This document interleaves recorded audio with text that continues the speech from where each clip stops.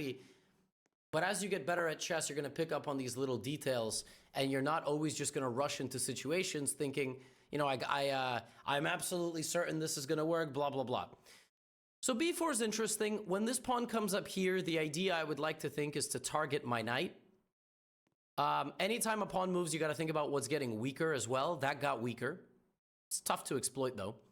Now, I have the option to take the bishop right away and then play e5. Oops. And then play e5. Or I can just play e5. I think, you know, again, I'm not going to play like 2440, but I'm going to kind of play simple chess, which is I wanted to take the bishop, and now I'd like to play e5. And we're going to have an interesting position. So my opponent is just playing very, very fast. All right, so I'm going to obviously take back.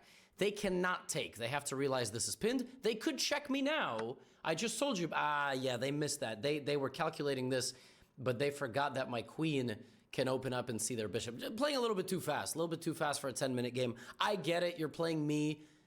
But in general, you got to be really careful opening the position like this. Anytime you're opening up something, you got to think about what your opponent can now see, which they couldn't in the previous position.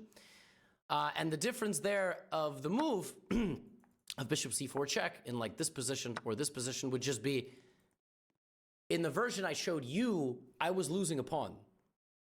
So in this version, I was losing a pawn in the center and allowing that check, but now I'm not. So now I have the option. I can take on e5 or I can take on c3. The truth is, very tough to decide right now which of these two moves is better. I will tell you, I think I'm going to take this pawn because it feels like this pawn's not going anywhere. And now I'm targeting that pawn 3 different ways. So it feels like I grabbed that other pawn, and now I'm going to take on c3. Yeah, my opponent attacks my knight, but this was always my idea. And so now we're sort of cleaning up. Yeah, I mean, I feel just my opponent played a little bit too fast this game. Now, me personally, I would always bring the queen back here. I always like to say going forward in chess is like 8 or 9 times out of 10 going to be better than going backward. I just don't want to leave my king open. So let me get my queen out of any harm's way. There, not b4. And so now I'm up a bishop and I'm up a pawn. And the game plan here can be, let's trade the queens. Let's trade the rooks. Let's trade pawns. And let's just win the endgame, because without a queen, my opponent's never going to mate me. So a good way to do that with my knight under attack is to play queen d4.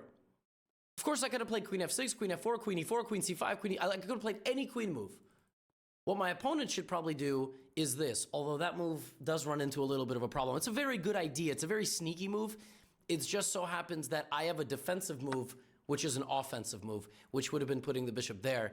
Yeah, this, of course, just benefits me. Now, with no queens on the board, the chance of me losing is much lower, and that's nice. Knight to a5. Okay, that doesn't quite have a threat. A lot of you would be tempted to play the move b6. Here is why it's bad. It allows the knight in. Very common beginner mistake. Attacking a knight with a pawn, losing control of a square, and now all of a sudden the knight is attacking the bishop. Now, fortunately, you know, I can just slide back and I'm fine, but there will be positions where you are not fine.